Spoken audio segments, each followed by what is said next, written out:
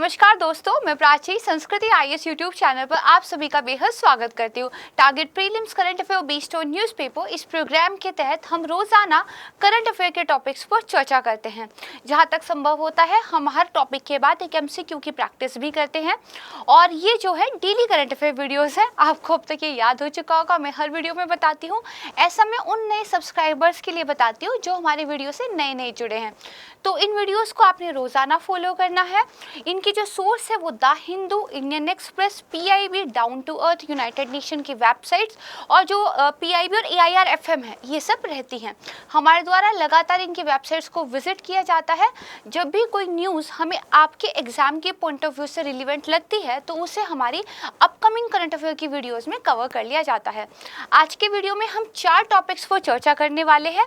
तो आइए देखते हैं कि कौन से वो 4 टॉपिक रहेंगे। सबसे पहले तो देखिए, जो हमारा आईएमडी है उन्होंने सूक्ष्मता विसंगति आउटलुक सूचकांक इसको जारी किया है। तो इस सूचकांक में क्या कुछ फाइंडिंग्स मिली है और आईएमडी इसके बारे में बेसिक डिटेल, ये दोनों चीज़ों को हम देखेंगे। दूसरा है राष्ट्रीय ई गवर्नेंस सेवा वितरण मूल्यांकन। ये देखिए, जो गवर्नमेंट की सर्विसेज है उनको बेहतर बनाने के लिए बेसिकली एक मूल्यांकन किया जाता है। इसके द्वारा कुछ वेबसाइट्स को, कुछ पोर्टल्स को फर्स्ट रैंक, सेकंड रैंक इस तरह भी दी जाती है ताकि ये पता चले कि कौन सी वो वेबसाइट्स हैं, कौन सी वो पोर्टल्स हैं किसी भी मंत्रालय के या किसी भी विभाग के जो नागरिकों को एक सर्विस प्रदान करने में काफ़ी अच्छा काम कर रहे हैं। इसके बाद अल्फा फोल्ड और प्रोटीन, ये देखिए साइंस एंड टेक का न्यूज़ है, द हिंदू में आया था, तो इसको हम डिटेल से समझेंगे। अगेन इसी टॉपिक से कुछ रिलेवेंट और साइंस एंड टेक का टॉपिक ही है जीन थेरेपी की प्रभावकारिता। तो जीन थेरेपी क्या है, पुराना कौन सा तरीका था जिससे हम ट्रीट करते थे चीज़ों को, और नए कौन से तरीके हैं, इन पर हम चर्चा करेंगे। तो आइए पहले टॉपिक के साथ प्रारंभ करते हैं आज का वीडियो।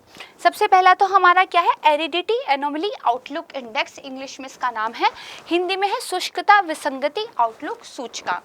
किसके द्वारा रिलीज किया जाता है, सबसे पहले तो ये पता हो तो जो भारतीय मौसम विभाग है आईएमडी, उनके द्वारा ये रिलीज किया जाता है। तो यहाँ पर देखिए सूचकांक ये कहता है कि जुलाई के महीने में 2022 की मैं बात कर रही हूँ, पूरे भारत में कम से कम जो 85% डिस्ट्रिक्ट्स थी, ठीक है, यानी कि 85% जो जिले थे वो शुष्क परिस्थितियों से प्रभावित रहे थे। अब आप सोचकर देखिए, हमारा देश जिसको इतनी अच्छी खासी बारिश मॉनसून में मिलती है, ऊपर नीचे होते रहता है, बट स्टिल जिसके पास इतने अच्छे संसाधन हैं नदियों के रूप में, वहाँ के 85% जिले सूखे से प्रभावित हो, तो ये अपने आप में एक आप कह सकते हैं मिसमैनेजमेंट ऑफ वाटर को दिखाता है। वो भी एक ऐसी कंट्री जहाँ पर जो एग्रीकल्चर है वो ज़्यादा से ज़्यादा बारिश के पानी पर निर्भर है। सिंचाई के लिए इरिगेशन इंफ्रास्ट्रक्चर भी हमारे पास प्रॉपर नहीं है। इसका मतलब हमें सूक्ष्म सिंचाई जैसे इनिशिएटिव्स पर, ठीक है, रेन वाटर हार्वेस्टिंग पर, इन सारे इनिशिएटिव्स पर काम करने की ज़रूरत है।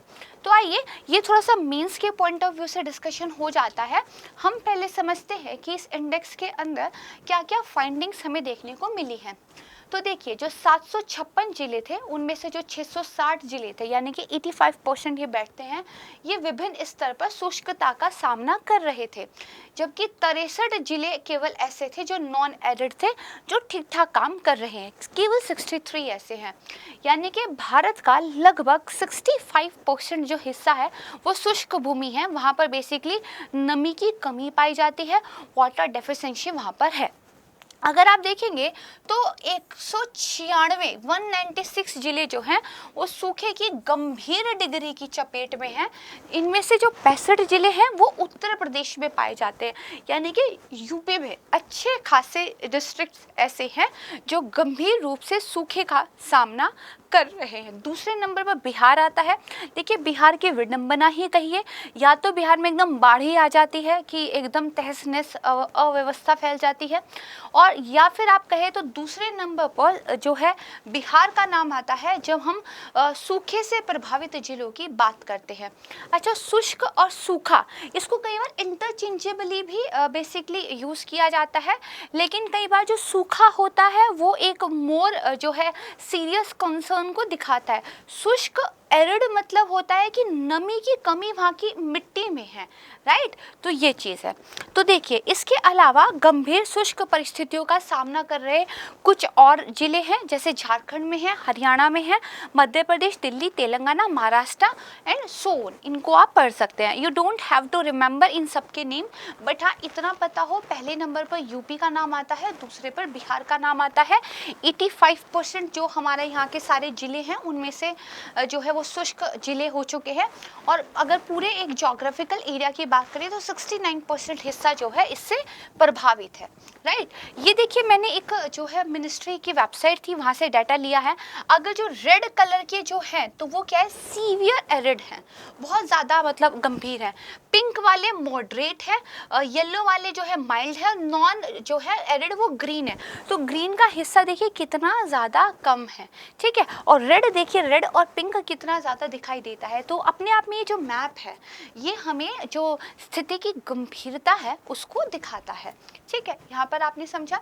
अब देखिए ये जो सूचकांक है हमें इससे क्या फ़ायदा होगा, हम इसको कैसे यूज़ कर पाएंगे, ठीक है। तो देखिए हमें ये पता चला है कि राजस्थान का जो रेगिस्तान है, जो कच्छ का रण है, पंजाब और गुजरात के जो अर्ध शुष्क क्षेत्र है और पश्चिमी घाट के जो वर्षा छाया क्षेत्र है वो दरअसल बड़े शुष्क एरियाज हैं। यानी कि हमारी कंट्री में कोई कोई पर्टिकुलर एरियाज ऐसे हैं जो ज़्यादा गंभीर रूप से प्रभावित हैं। तो इन फाइंडिंग से हमें क्या सहायता मिलेगी, उनको लेकर हम उनके लिए डेडिकेटेड इनिशिएटिव्स उन कंडीशंस के हिसाब से मॉडिफाई करके कुछ नए इनिशिएटिव्स चला सकते हैं। दूसरा देखिए जो सूचकांक है ये कृषि जो सूखा होता है बेसिकली उसकी निगरानी करता है। तो अगर ये कृषि सूखे की निगरानी करता है तो कृषि सूखा फिर क्या होता है, तो देखिए समझते हैं। वैसी स्थिति जब स्वस्थ फल के विकास का समर्थन करने के लिए जो वर्षा और मिट्टी की नमी है वो अपर्याप्त होती है। यानी कि आपको क्या है, फसलों को कल्टीवेट करना है।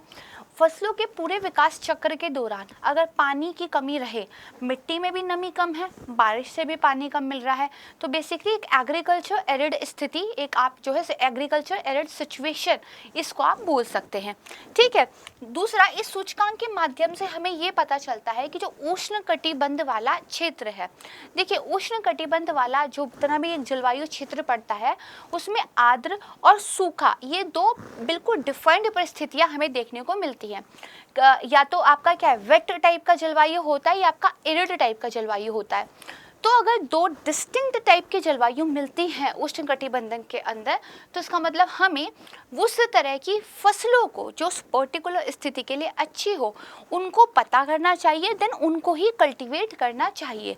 तो यही इसका अनुप्रयोग भी है कि उष्णकटिबंध में इस पद्धति का उपयोग करके सर्दी और गर्मी दोनों मौसम की जो फसलें हैं उनका आकलन किया जा सकता है और फिर उनको उस हिसाब से जो है आप कह सकते हैं प्रोत्साहन दिया जा सकता है। हमें क्या काम करने की आवश्यकता है भाई, अगर हमें पता चल रहा है कि स्थिति गंभीर है तो कुछ हमारे पास ऐसे कीवर्ड होने चाहिए जिनको हम लिख सके कि क्या एक वे फॉरवर्ड हो सकता है, क्या एक तरीका हो सकता है। तो देखिए, एक तो सूखा प्रवण क्षेत्र कार्यक्रम, इसका बेहतर क्रियान्वयन हो। दूसरा, फसल विविधीकरण किया जाए, पारंपरिक किस्मों की खेती की जाए, ठीक है, मल्चिंग का जो है यूज़ किया जाए, इंटरक्रॉपिंग किया जाए, सूक्ष्म सिंचाई माइक्रो इरिगेशन का प्रयोग होना चाहिए। दीज आर सम मेथड्स जिनसे आप जो है इन शुष्क परिस्थितियों का, इस एरिड एग्रीकल्चर वाली सिचुएशन का सामना कर सकते हैं। तो मल्चिंग क्या होता है, हमारी जो है माइक्रो इरिगेशन क्या होती है, इनको टाइम टू टाइम हमने अपनी कुछ वीडियोज़ में कवर किया भी है और आने वाली वीडियोज़ में हम इनको डिटेल में कवर करेंगे भी, राइट। तो इतना आप जो है यहाँ पर समझ गए। अब सूखे के प्रकार तो मोटे तौर पर 3 प्रकार देखिए बोले जाते हैं। एक तो होता है मौसम जनित, जो वर्षा जो है जलवायु जो औसत हमारी है उससे कम हो जाए, ठीक है। दूसरा क्या है, जलीय, जब पानी की जो सतह है उसमें क्या है उल्लेखनीय रूप से कमी आ जाए। फिर आपका एग्रीकल्चर वाला, जब मिट्टी में जो है नमी की कमी हो जाए। जो मिट्टी है बेसिकली पौधे की जड़ें उसी से नमी को क्या है सक करती है एंड देन अपने एक डेवलपमेंट का काम करती है। लेकिन अगर मिट्टी में नमी हो जाए तो वो भी एक प्रकार का सूखा माना जाता है। तो 3 कारण हो सकते हैं, राइट। अब ये जो सूचकांक है ये किसके द्वारा निकाला गया था? भारतीय मौसम विभाग के द्वारा। तो सूचकांक की फाइंडिंग्स पढ़ ली, क्या अच्छा करने की जरूरत है ये पढ़ लिया, इस सूचकांक से हमें क्या पता चलता है वो हमने पढ़ लिया कि फसलों के टाइप्स पता चल जाएंगे। अब हमें आईएमडी के बारे में भी पढ़ना चाहिए। तो देखिए आईएमडी की जो स्थापना थी वो 1875 में हुई थी। ये पृथ्वी विज्ञान मंत्रालय की एक क्या है एजेंसी है, ठीक है। तो जो अर्थ साइंस मिनिस्ट्री है उसकी एक एजेंसी है, इसको प्लीज ध्यान रखिएगा। ये क्या करती है? तो मौसम संबंधी अवलोकन लगाती है, पूर्वानुमान लगाती है, ठीक है। और हालांकि भारतीय मॉनसून के बारे में जितने भी पूर्वानुमान लगाए जाते हैं मोस्टली वो फेल होते हैं। जैसे जब जब कहा गया कि दिल्ली में बारिश आएगी, दिल्ली में बारिश नहीं आई, और जिस दिन हुआ कि साफ मौसम रहेगा उसी दिन बारिश आ गई। तो भूकंप विज्ञान वगैरह इसके लिए बेसिकली इसको गठित किया गया था। ये इसको गठित करने का उद्देश्य है, पृथ्वी विज्ञान मंत्रालय के तहत ये काम करता है और 1875 में इसको एस्टैब्लिश किया गया था, राइट। इतना आप समझ गए। अब देखिए जब हमने सूखे के बारे में पढ़ा है तो गवर्नमेंट की एक योजना है जो लगभग 2009 के आसपास से उन्होंने स्टार्ट की थी। उनकी पिछली काफ़ी सारी योजनाएं जो चल रही थी उनको एकीकृत करके उन्होंने एक एकीकृत वाटरशेड प्रबंधन कार्यक्रम 2009 से शुरू किया था। तो जब सूखा न्यूज़ में हो तो सरकार के द्वारा चलाए गए कार्यक्रम जो कि उसी चीज़ से रिलेटेड हो हमें पता होना चाहिए। तो मैंने जो क्वेश्चन बनाया है वो इसी के ऊपर बनाया है। तो जो एकीकृत वाटरशेड प्रबंधन कार्यक्रम है इसके संदर्भ में 4 स्टेटमेंट दी गई हैं, इन पे आपको क्या है विचार करना है। पहला क्या है, ये कृषि और किसान कल्याण मंत्रालय द्वारा, ठीक है, कृषि योग्य जो बंजर भूमि है उसके वर्षा सिंचित भागों के विकास के लिए एक क्षेत्र विकास कार्यक्रम का जो कार्यान्वयन है वो किया जा रहा है। तो इसका मतलब ये है, यहाँ पे एक तो मंत्रालय बताया हुआ है, दूसरा क्या है यहाँ पर बेसिकली उसका उद्देश्य बताया हुआ है।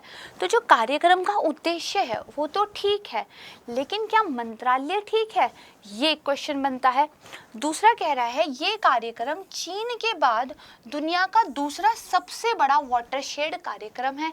क्या ऐसा है ये हमें पता हो। अगर कोई चीज़ दुनिया में दूसरे नंबर पर, तीसरे नंबर पर, पहले नंबर पे है और हमारे देश की है तो हमें उसके बारे में नॉलेज होनी चाहिए। तो क्या ऐसा है ये पता हो।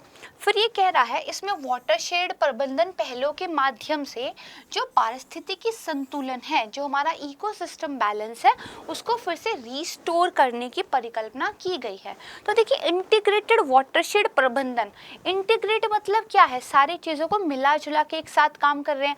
पानी भी बचाएंगे, मृदा के अंदर नमी को भी रीस्टोर करेंगे, पेड़ पौधों को भी लेकर आएंगे, इकोसिस्टम बैलेंस भी करेंगे, ये सारी चीज़ें कर ही रहे होंगे। तो इसका मतलब पारिस्थितिकी संतुलन वाली बात सही ही होगी। चीन के बाद दूसरा सबसे बड़ा कार्यक्रम है, तो यस इट इज। तो ये वाला स्टेटमेंट आपका क्या है, ठीक हो जाएगा। पारिस्थितिकी संतुलन वाला स्टेटमेंट ठीक ही था। 50-50 के वित्त पोषण की जब बात आती है तो ये अगेन गलत है, क्योंकि 90-10 का रेशियो जो है इसमें रखा गया है। तो ये क्या है, हमारा गलत हो जाएगा। मतलब कोई प्रोग्राम के बारे में 4-5 जानकारी हमें हमेशा होनी चाहिए। किस डिपार्टमेंट, किस मिनिस्ट्री के तहत वो काम करता है, उसका उद्देश्य क्या है, जो फंडिंग का लेवल है वो किस तरीके का है, और क्या वो किसी एक पर्टिकुलर काम को जो एकदम से हमें लगता है कि शायद इसके अंदर ना हो उसको कर रहा है। जैसे पारिस्थितिकी संतुलन कई बार लगता है कि शायद नहीं होगा क्योंकि वाटरशेड वाली बात हो रही है, बट ऐसा है। तो ये चीज़ें अगर हमें पता होगी तो क्वेश्चन का आंसर हम कर पाएंगे। तो पूछ रहा है कौन सा सही नहीं है, तो देखिए पहला गलत है और चौथा गलत है, यानी कि 1 और 4 डी इसका जो है आंसर हो जाएगा, राइट। अब बात करते हैं टॉपिक नंबर 4 की। क्या है, राष्ट्रीय ई गवर्नेंस सेवा वितरण मूल्यांकन। तो जो हमारी मिनिस्ट्री ऑफ होम अफेयर है, एक्चुअली उनको फर्स्ट स्पॉट मिला है इस national e governance service delivery assessment में। मैंने वीडियो की स्टार्टिंग में ही आपको बताया था कि मंत्रालयों के द्वारा, विभागों के द्वारा अपनी वेबसाइट्स के जरिए, अपने पोर्टल्स के जरिए जो नागरिक है उनको किस तरीके से सर्विसेज प्रदान की जा रही हैं, उसके बेस पर, या आप कह सकते हैं उस चीज़ को ध्यान में रखते हुए मिनिस्ट्री या डिपार्टमेंट्स की जो वेबसाइट्स है, पोर्टल्स है, उनको रैंक दी गई है इसके द्वारा, ठीक है। और उसमें जो मिनिस्ट्री ऑफ होम अफेयर है उनकी वेबसाइट को पहली रैंक मिली है। तो देखिए किसके द्वारा ये पहली बात तो रिलीज किया गया है, तो जो प्रशासनिक सुधार और लोक शिकायत विभाग है उनके द्वारा नास्कॉम की मदद से और KPMG की मदद से, जो कि इनके नॉलेज पार्टनर्स है, 2021 में एक राष्ट्रीय ई गवर्नेंस सेवा वितरण मूल्यांकन किया था। इन्होंने मूल्यांकन 21 में किया था, अब जाके इन्होंने इसका फाइनल फिर रिजल्ट दिया है। ठीक है, ये क्या एक आवधिक मूल्यांकन है, टाइम टू टाइम इसको किया जाता है, जिसका उद्देश्य नागरिकों को ऑनलाइन सेवाओं के वितरण में जो राज्य और केंद्र शासित प्रदेश है उन, और साथ में जो केंद्र सरकार है, उनकी प्रभावशीलता में क्या है, सुधार लाना है। भाई जिसको कम रैंक मिलेगी मतलब वो और बेटर काम करे, है ना। तो यहाँ पर देखिए गृह मंत्रालय की वेबसाइट को पहला स्थान मिला है, जबकि जो केंद्रीय मंत्रालय सेवाओं के पोर्टल में बात करें तो डिजिटल पुलिस पोर्टल को दूसरा स्थान प्राप्त हुआ है। बेसिकली सभी सरकारी पोर्टल का जो मूल्यांकन किया जाता है वो सबको दो श्रेणियों में विभाजित कर लिया जाता है। एक तो है राज्य संघ शासित प्रदेश केंद्रीय मंत्रालय पोर्टल और दूसरा राज्य संघ शासित प्रदेश केंद्रीय सेवा पोर्टल। ठीक है, एक सिंपल पोर्टल है, दूसरे में सेवा वर्ड जुड़ गया है। ठीक है, अब देखिए जब रैंक दी जाती है तो मैं हमेशा कहती हूँ कुछ मापदंडों के आधार पर दी जाती होगी। तो देयर आर 4 जो है आप कह सकते हैं पैरामीटर्स। पहुंच कैसी है, सामग्री की उपलब्धता कैसी है, उपयोग करने में क्या आसान है, सूचना की क्या सुरक्षा आप रख पाते हैं, केंद्रीय मंत्रालय के पोर्टल के लिए गोपनीयता कैसी है, इन सारे पैरामीटर्स पर रैंक जो है दी जाती है। लेकिन कैटेगरीज थी 2 और उसमें से जो सेवा पोर्टल वाली कैटेगरी थी उसको अतिरिक्त 3 मापदंड पर रैंक दी जाती है। अंतिम सेवा वितरण कैसा रहा है, एकीकृत सेवा वितरण कैसा है, स्थिति व अनुरोध ट्रैकिंग का भी उपयोग किया जाता है। 4 पैरामीटर है लेकिन सेवा वाले के लिए 3 पैरामीटर एडिशनल है, राइट, इसको ध्यान रखिएगा। अब इसके बाद देखिए ये जो नवीनतम मूल्यांकन हुआ है तो इसमें जो राज्य संघ शासित प्रदेश है उनको भी रैंक मिली होगी। तो जो समूह ए राज्य थे उनमें केरल को जो है फर्स्ट रैंक मिली है, तमिलनाडु ने काफ़ी अच्छा काम करके दिखाया है, उसके बाद पंजाब का स्थान आया। समूह बी में उड़ीसा को फर्स्ट रैंक मिली है, उसके बाद उत्तर प्रदेश और बिहार का नाम आया है। पूर्वोत्तर राज्यों में नागालैंड देखिए फर्स्ट है, मेघालय और असम ने जो है सेकेंड एंड थर्ड स्थान लिया है। केंद्र शासित प्रदेशों में जम्मू कश्मीर सबसे ऊपर है, इसके बाद अंडमान निकोबार, पुदुचेरी, दिल्ली देखिए थोड़ा बाद में आया है, चंडीगढ़ का स्थान है। देखिए दिल्ली का नाम अंडमान और निकोबार के भी बाद लिखा हुआ है। तो ये जो है रैंक जो है राज्यों को या फिर यूटीज को मिली है, इसको ध्यान रखिएगा। अब आइए इस पर एक प्रश्न सॉल्व करते हैं। प्रश्न कह रहा है केंद्रीय मंत्रालयों के पोर्टल के राष्ट्रीय ई गवर्नेंस सेवा वितरण आकलन के संदर्भ में 2 स्टेटमेंट दिए गए हैं, आपको क्या है इन पर विचार करना। वेरी इजी क्वेश्चन, अगर आपने जो है टॉपिक समझ लिया है तो इसको आप कर पाएंगे। पहला है राज्य केंद्र शासित पोर्टल की श्रेणी में जो समूह ए के राज्य थे उसमें केरल, वहीं समूह बी के राज्यों में जो उड़ीसा है वो शीर्ष स्थान पर है। देखते हैं दूसरा कह रहा है प्रशासनिक सुधार और लोक शिकायत विभाग ने अपनी नॉलेज पार्टनर्स कौन कौन, फिक्की, इसके सहयोग से इस मूल्यांकन को क्या है जारी किया है।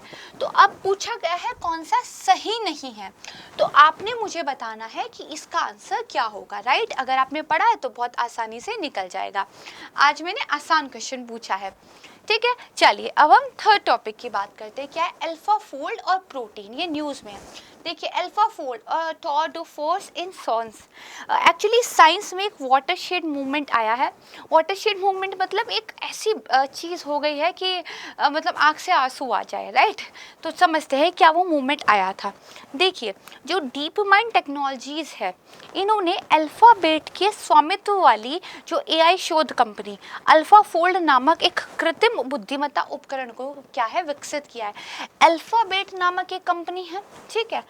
इसकी एक और कंपनी है जो AI टेक्नोलॉजीज पर काम करती है, उसका क्या नाम है, डीप माइंड टेक्नोलॉजीज।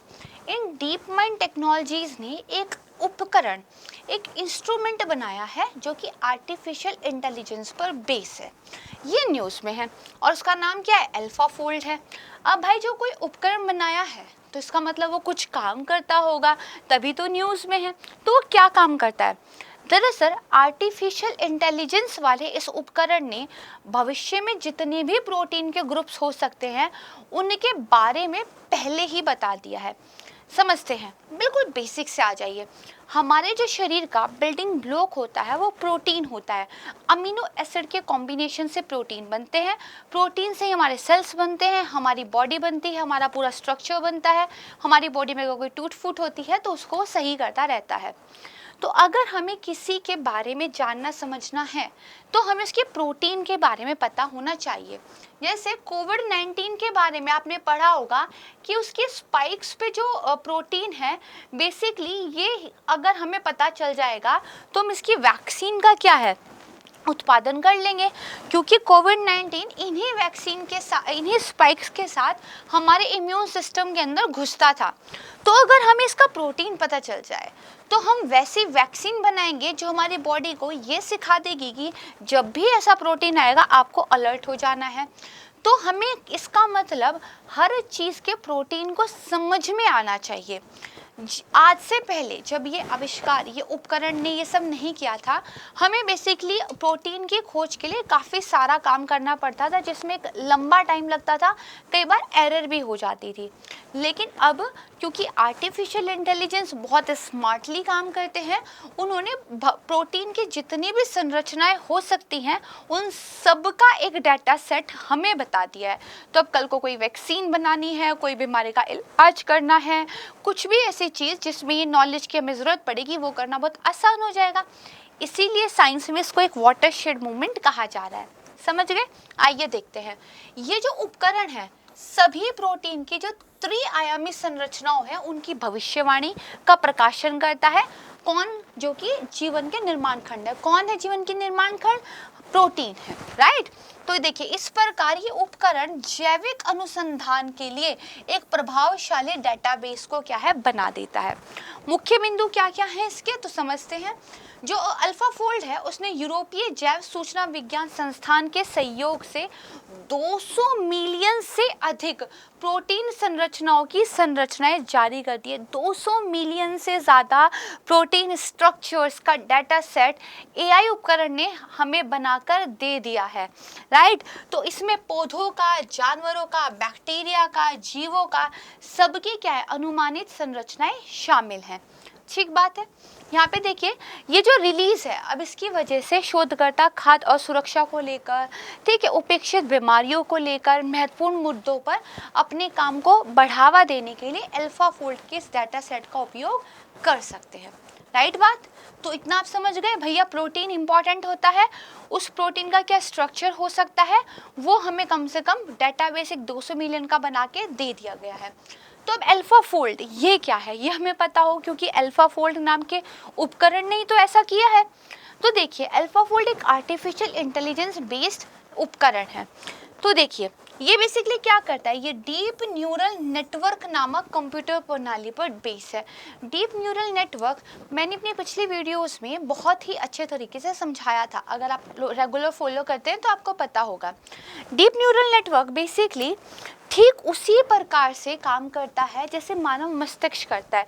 जैसे अगर आप मुझे 4 गायें दिखा दो और आपको इस तरीके से जो दिखने वाला एक जीव होता है ये गाय होता है, तो जब मैं 5वीं गाय को देखूंगी तो मैं पहचान लूँगी कि ये गाय है। इसी तरीके से जो डीप न्यूरल नेटवर्क होता है उसको जो इनपुट्स दी जाती है उसके बेस पर वो भविष्य के लिए बाकी चीज़ों का अनुमान लगा लेता है। इसी तरह इस अल्फाफोल्ड नाम के उपकरण को प्रोटीन संरचनाओं के बारे में कुछ डाटा इनपुट के रूप में दिया गया था, उसी का यूज़ करके इसने 200 मिलियन का एक पूरा डाटा सेट बता दिया है। और ये जो नया नया बताता रहता है उसको फिर से इनपुट के रूप में यूज़ करके अगेन नई नई चीज़ें बताता रहता है, राइट। तो ये अल्फाफोल्ड है। समझ में आ गए? मैंने बहुत आसान लैंग्वेज में आपको इसको समझाने की कोशिश की है, क्योंकि साइंस एंड टेक को हिंदी में पढ़ना थोड़ा सा तो मुश्किल होता ही है। इससे यूज़ क्या क्या होगा, मानव रोगों को समझने के लिए प्रोटीन की संरचना, उसके कार्य को जानना आवश्यक है। आमतौर पर जब हम प्रोटीन को समझने का प्रयास करते थे तो एक्सरे क्रिस्टलोग्राफी, परमाणु चुंबकीय अनुनाद स्पेक्ट्रोस्कोपी या फिर क्रायोजेनिक इलेक्ट्रॉन माइक्रोस्कोपी का प्रयोग करके करते थे कि कैसा स्ट्रक्चर है। इस तकनीक में अक्सर सालों लग जाते थे, कई बार एरर्स भी रहती थी। लेकिन अब जो है अल्फाफोल्ड प्रोटीन संरचना की प्रक्रिया को समझना क्या है आसान बना देता है, जिससे मनुष्यों की बीमारियों का इलाज ढूंढने में, उन बीमारियों को समझने में हमें आसानी मिलेगी, राइट। आसान सा था। अब आइए इस पर एक क्वेश्चन देख लेते हैं। तो क्वेश्चन क्या है, प्रोटीन के ऊपर है, क्योंकि हमने जो पढ़ा है वो बेसिकली प्रोटीन फोकस्ड पढ़ा है। तो क्या कह रहा है, प्रोटीन शरीर की संरचना को तय करने में मदद करता है, वृद्धि, प्रजनन और उपचार के लिए कोशिका विभाजन में शामिल होता है। क्या ये ठीक है? भाई मैंने अभी तो बताया ना, बिल्डिंग ब्लॉक है और बाकी सारे काम इसकी वजह से होते हैं। This is a right statement. फिर ये कह रहा है मानव शरीर में 2000 अमीनो एसिड के अलग अलग संयोजनों के द्वारा लगभग 1 लाख विभिन्न प्रोटीन होते हैं। तो देखिए 1 लाख से ज्यादा प्रोटीन तो मिलते हैं, ये बात तो सही है, लेकिन क्या अमीनो एसिड भी 2000 हैं, है ना? तो देखिए अमीनो एसिड का बेसिकली सिर्फ 20 का ही मेनली ग्रुप है।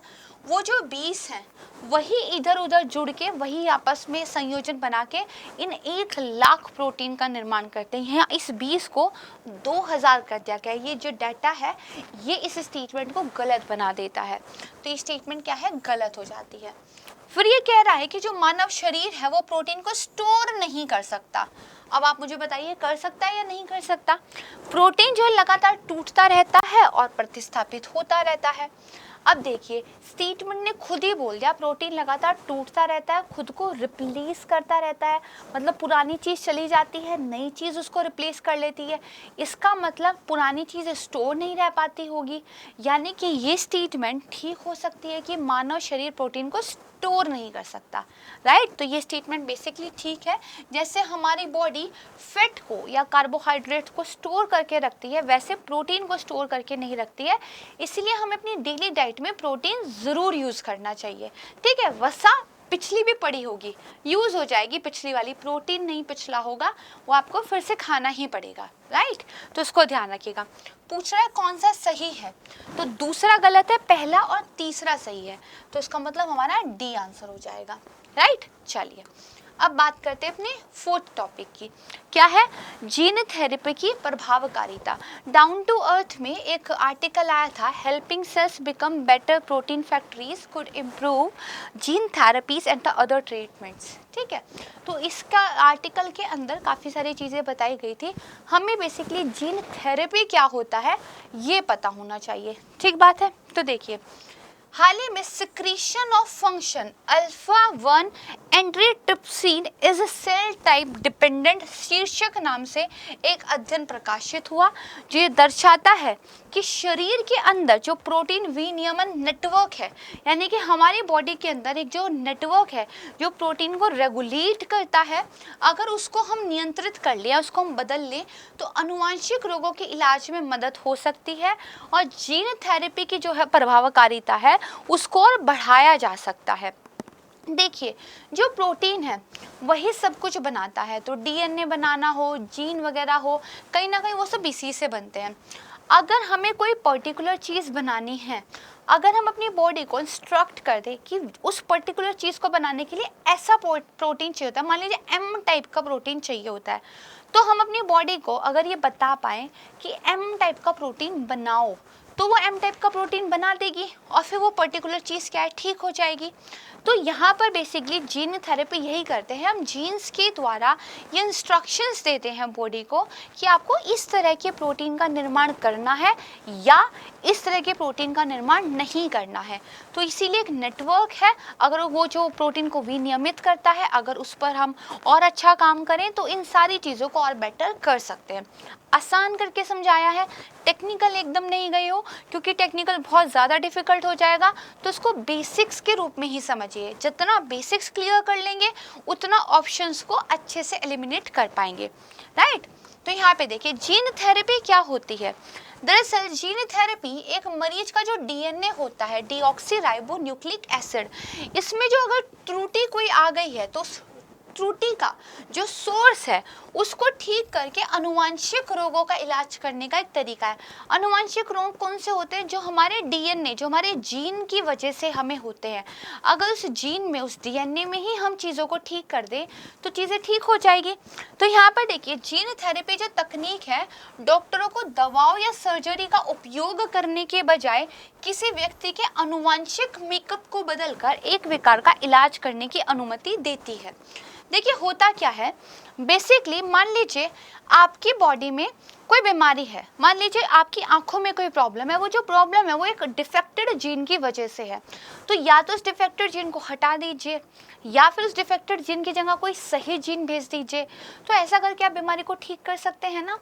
तो ये जो आपने सही जीन भेजना है या फिर जो गलत जीन हटाना है, ये सब जीन थेरेपी के तहत होता है। अब जीन थेरेपी पहले जो पुराना वाला तरीका था वो दो तरीके से काम करती थी। कैसे? या तो आप कोई नई चीज़ आपकी बॉडी में डाल देते थे, नया जीन डाल देते थे, ठीक है, या फिर जो गलत एक वाला जीन आपके पास है उस गलत जीन को ठीक करने के लिए एक नया जो है सीक्वेंस वहाँ पर डाल देते थे। लेकिन फिर नई डेवलपमेंट्स हुई और आपके पास जीन एडिटिंग करके, ठीक है, आपके पास जीन एडिटिंग करके एक नई टेक्नोलॉजी आ गई, जिसमें से आपका एक क्या था, क्रिस्पर Cas9 करके जो था ना। तो क्रिस्पर Cas9 पे यूपीएससी ने ऑलरेडी एक बार क्वेश्चन भी पूछा हुआ है ना। तो अब इस तरह की जो है टेक्नोलॉजीज आपके पास आ गई है। इसमें क्या होता है, आप जो है जीन की ऑल्ट्रेशन कर सकते हो, कुछ नई चीज़ नहीं भेजनी है, आपका जो पुराना ही जीन है जिसमें गड़बड़ी है उसी को ऑल्टर करना है, उसी को थोड़ा बहुत इधर उधर करके ठीक कर देना है। तो बेसिकली इसमें 3-4 तरीके हो सकते हैं। पहला तो जो जीन खराब है उसको आप ऑफ कर दें, या फिर जो जीन ठीक है और जिसका मतलब काम ना करने की वजह से गड़बड़ हो रही है उसको ऑन कर दें, ठीक है। किसी जीन को आप ऑफ कर सकते हैं, मतलब वो काम करना बंद कर दें, या किसी जीन को ऑन कर सकते हैं कि वो काम करना शुरू कर दे। या फिर आप क्या कर सकते हैं कि एक डीएनए के पीस को ही रिमूव करके बाकी को आपस में जोड़ दें। मान लीजिए ये आपका एक ऐसे ऐसे ऐसे आपका सीक्वेंस था, ठीक है, ऐसे, तो इसमें से एक को कट कर दिया और इसको डायरेक्ट इससे जोड़ दिया, ठीक है। पहले आपने कट किया एंड देन उसको जोड़ दिया, ये आप कर सकते हैं। या फिर आप क्या कर सकते हैं कि ऑल्ट्रेशन कर सकते हैं, जो मैंने आपको शुरू में बताया। तो ये कुछ नए तरीके हैं, ठीक है। मुश्किल लग रहा होगा, इससे आसान करके कैसे समझाया जाएगा, तो देखिए थोड़ा मुश्किल हो जाएगा, साइंस को थोड़ा समझना तो पड़ेगा ही, ठीक है। एक पुरानी तकनीक थी जिसमें हम किसी नई चीज़ को अंदर भेजते थे, फिर नई तकनीकें आ गई, उसमें मॉलिक्यूलर लेवल पर जाकर काम करते हैं, आणविक स्तर पर हम काम करते हैं और डीएनए में आणविक लेवल पर ही चेंज कर कर उसी जीन को या तो ऑन कर देते हैं या तो ऑफ कर देते हैं, या उसी में कुछ ऑल्टर कर देते हैं, या उसमें कट करके उसको जोड़ देते हैं। और ये क्रिस्पर जैसे टेक्नोलॉजीज Cas9 के द्वारा होता है, इतना आपको पता हो। दूसरा क्या होता है कि आपने जीन थेरेपी में एक वेक्टर यूज़ करना होता है। जब आपको कोई चीज़ शरीर के अंदर पहुंचानी है तो किसी चीज़ में पहुंचानी पड़ेगी, तो किसी बैक्टीरिया को या किसी वायरस को एक वेक्टर के रूप में, एक वाहन के रूप में आप यूज़ करते हैं। उस बैक्टीरिया वायरस को ऐसा कर दिया जाता है कि वो आपको कोई संक्रमण ना दे सके, कोई इन्फेक्शन ना दे सके, लेकिन आपकी बॉडी में वो जाके एक कार का काम करे, आपकी सवारी को अंदर ले जाए, ये होता है। तो ये बता हुआ है हानि वायरल या बैक्टीरियल वेक्टर का उपयोग करके रोगी की जो कोशिकाएं, मसल्स हैं, उसमें सुधारात्मक जीन को ले जाने के लिए इसका यूज किया जाता है। जीन रोग के इलाज हेतु आवश्यक प्रोटीन का उत्पादन करने के लिए फिर कोशिका को क्या है, निर्देशित कर देता है। हमारे जो सेल्स हैं उसमें उसको भेजा जाता है, सेल को इंस्ट्रक्शन देता है इस चीज को ट्रीट करने के लिए ये वाला प्रोटीन बनाना है, वैसा प्रोटीन बन जाता है, बीमारी ठीक हो जाती है, ठीक। This is all about gene therapy, ठीक है। तो इसको थोड़ा सा समझ के रखिएगा। तो जीन थेरेपी की प्रारंभिक विधि क्या है, ये मैंने आपको बताती है। जब तकनीकों में प्रगति हुई है तो क्रिस्पर Cas9 आ गया, ये मैंने आपको बता दिया है। ये एक अलग दृष्टिकोण है, ठीक है, इसका ध्यान रखिएगा। अब इसके बाद देखिए यहाँ पर बताया गया है कि कोशिकाओं में नई आनुवंशिक सामग्री को पेश करने के बजाय जीनोम संपादन सेल में मौजूद डीएनए को बदलने के लिए आणविक उपकरण पेश करता है। ये जो लिखा है ये मैंने आपको आसान करके समझाया था। और जो जीन थेरेपी का उपयोग है वो जन्मजात ओमोरोसिस नामक नेत्र विकार, स्पाइनल मस्कुलर एट्रोफी नाम का एक मांसपेशी विकार, इन जैसी बीमारियों का इलाज करने में किया जा सकता है। अब यहाँ पे देखिए, एक तो इन विवो है। इन विवो में क्या है, बेसिकली आपने डायरेक्ट डिलीवरी कर दी पेशेंट के अंदर किसी वायरल या फिर नॉन वायरल व्हीकल के द्वारा। एक क्या होता है, आपने इसका जो है स्टेम वगैरह एक्सट्रैक्ट किया, इसका जो आरएनए डीएनए था उसमें कुछ चेंज किया और मॉडिफाइड को वापस आपने क्या है बॉडी के अंदर डाल दिया। ये एक्स विवो होता है। एक्स विवो बाहर निकाला, चेंज किया, वापस डाला, इन विवो बॉडी के अंदर ही ट्रीट कर दिया, ठीक है। तो ये भी आप थोड़ा सा ध्यान रखिएगा। अब आइए इस पर एक क्वेश्चन देख लेते हैं।